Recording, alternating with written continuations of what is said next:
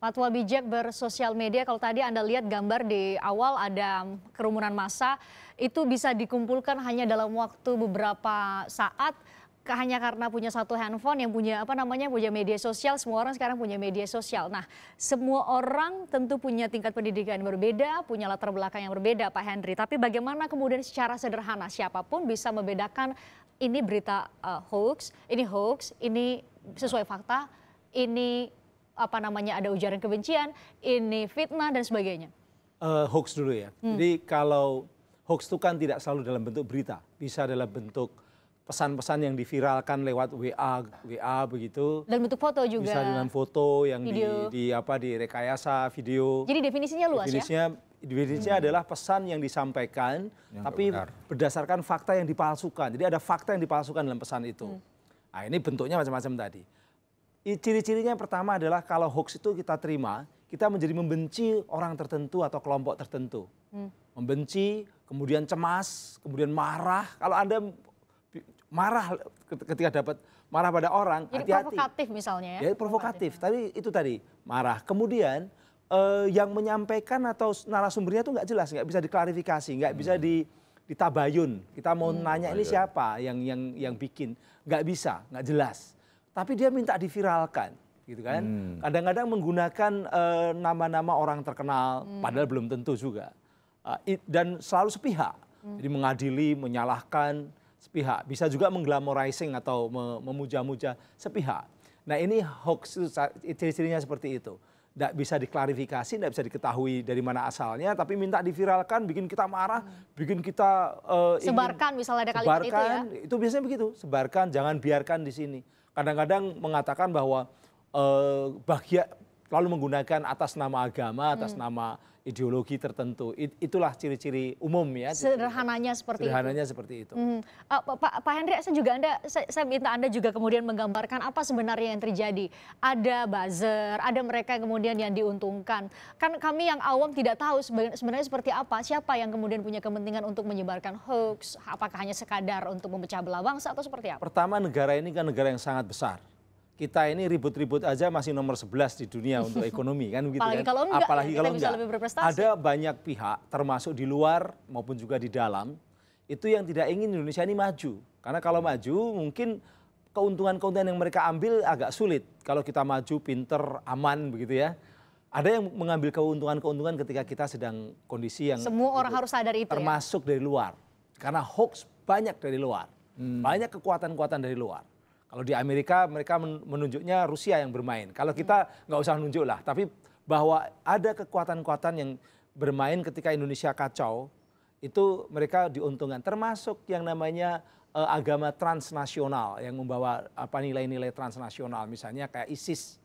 ISIS itu pasti akan bisa masuk kalau Indonesia ribut. Kalau kita perang, mereka masuk. Di Irak, Suriah kan masuk ketika perang. Kan begitu. Mereka sudah masuk di Filipina kan. Nah ini ada. Nah termasuk juga orang yang mengambil keuntungan dengan bisnis itu, bisnis hoax. Itu namanya ekonomi media ya. Mereka memperoleh keuntungan. Kenapa? Karena media yang paling menguntungkan sekarang, lukratif dapat.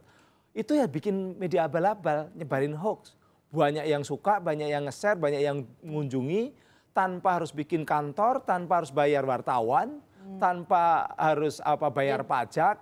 Tapi mereka dapat dari iklan Google AdSense, mungkin juga iklan politik atau hal-hal yang bayaran dari orang yang ya memesan kan? Itu. Nah, ini berarti apa? Ada yang mendapatkan keuntungan secara ekonomi.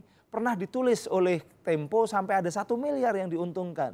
Besar sekali dari bisnis semacam ini. Iya, ada yang mengatakan cuman ada mahasiswa-mahasiswa yang bikin media abal-abal di suatu tempat gitu ya.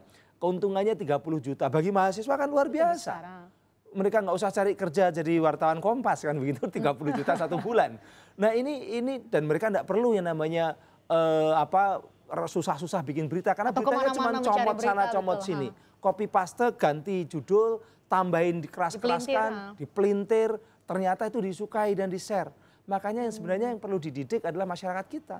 Untuk jangan mudah nge-share seperti Pak Kiai tadi. Nah, bagian mendidik juga tentu ada bagian dari MUI untuk itu. Bagaimana kemudian setelah keluar fatwa, mengawal fakta untuk sampai kemudian pesan ini tersampaikan kepada seluruh umat. Pak Yunahar. Jadi ini memang harus kerja bersama ya. Jadi harus ada pendekatan hukum. Nah, kalau nggak ada pendekatan hukum juga nggak bisa. Jadi orang nggak takut.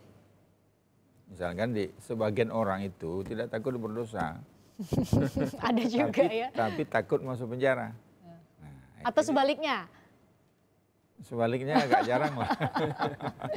Nah, bagian porsi Majelis Ulama Indonesia itu untuk orang-orang yang masih takut berdosa, takut masuk neraka karena apa yang dilakukan itu, apakah itu motifnya bisnis, motifnya politik atau kepentingan lain, Atau sekadar eksistensi ya? itu kan melanggar agama. Hal-hal yang besar sekali, misalkan riba dalam Al-Quran yang dikatakan apakah salah seorang di antara kamu ingin memakan bangkai saudaranya? Itu riba. Ya, jadi Nabi waktu itu ngantar jenazah orang yang memang sedang dihukum karena kesalahannya.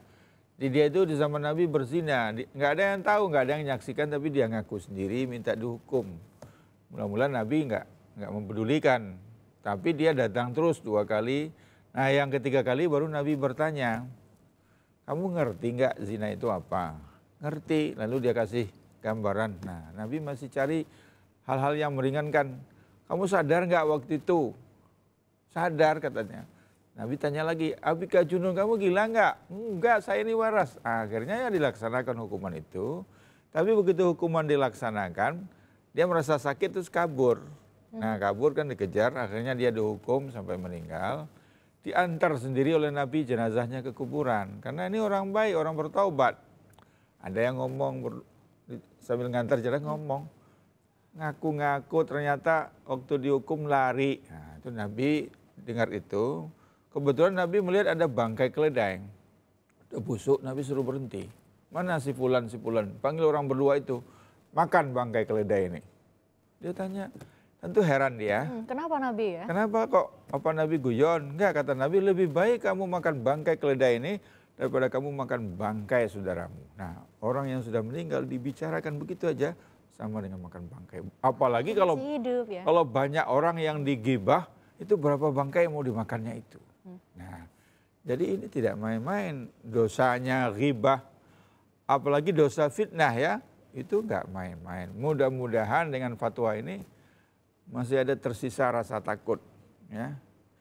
Jadi pendekatan hukum, pendekatan pendidikan, nanti kita minta juga ke Menteri Pendidikan supaya ini diajarkanlah di sekolah bagaimana. Anak-anak sekolah kan ikut ikutan juga itu. Kita minta kepada Menristek supaya di kampus juga. Jadi semuanya lah supaya Indonesia ini bisa tenang, aman, damai, penuh persaudaraan. Jangan cuma di mulut saja. Nah, di mulut semuanya mau. Gitu loh kan. Di segmen berikutnya saya ingin kita lebih konkret lagi, kira-kira sinergi dari norma agama, kemudian juga dari hukum positif dengan melibatkan banyak pihak, termasuk Kementerian